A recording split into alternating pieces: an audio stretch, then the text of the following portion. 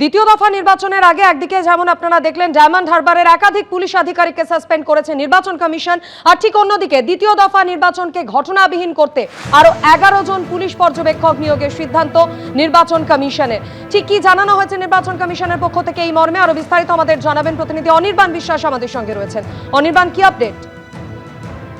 মাধুরী, তোমাকে প্রথমে জানিয়ে রাখবো যে দ্বিতীয় দফা নির্বাচন সেটা কিন্তু একেবারে প্রথম দফা নির্বাচনের মধ্যেই কিন্তু শান্তিপূর্ণ এবং সুষ্ঠু করতে কিন্তু বদ্ধপরিকর নির্বাচন কমিশন, এবং সে কারণেই কিন্তু তারা আরো অতিরিক্ত 11 জন পুলিশ পর্যবেক্ষক তাদের কিন্তু নিয়োগ করার সিদ্ধান্ত নিয়েছে।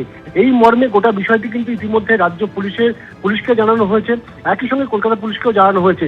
যেটা জানা যাচ্ছে যে পাঞ্জাব, হরিয়ানা, মধ্যপ্রদেশ সহ একাধিক রাজ্য থেকে এই 11 জন পুলিশ পর্যবেক্ষক তাদেরকে কিন্তু নিয়ে আসা হবে।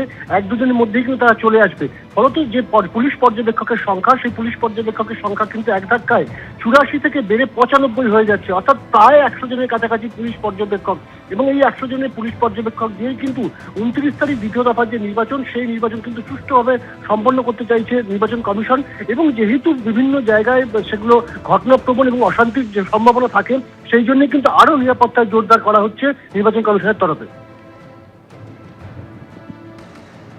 একদমই অনির্বাণ, তুমি আমাদের সঙ্গে থাকো। আপনাদের জানাচ্ছিলাম দ্বিতীয় দফা নির্বাচন ঘটনাবিহীন করতে আরো 11 জন পুলিশ পর্যবেক্ষক নিয়োগের সিদ্ধান্ত নির্বাচন কমিশনের, এবং পাঞ্জাব, হরিয়ানা, মধ্যপ্রদেশ ইত্যাদি ভিন রাজ্য থেকে আসছেন এই পুলিশ পর্যবেক্ষকরা। অনির্বাণ বিশ্বাস আমাদের সঙ্গে রয়েছেন। অনির্বাণ, এই যে ভিন রাজ্য থেকে বিশেষ পর্যবেক্ষকরা আসছেন, তাদের বিশেষ বিশেষ কিছু এলাকার দায়িত্ব দেওয়া হয়েছে, অর্থাৎ নির্বাচন কমিশনের পক্ষ থেকে ইতিমধ্যেই ঘটনা কিছু ঘটতে পারে এটা আঁচ করে কিছু কিছু জায়গাকে চিহ্নিত করে ফেলা হয়েছে। দেখো, একদমই আমরা যেটা নির্বাচন কমিশন সূত্রে জানতে পারছি যে উত্তরবঙ্গ, জঙ্গলমহল এবং মুর্শিদাবাদ বা পূর্ব মেদিনীপুরের যে অংশে প্রথম দফায় ভোট হয়ে গিয়েছে, তার জন্য কিন্তু এক ধরনের স্ট্র্যাটেজি নিয়েছিল নির্বাচন কমিশন।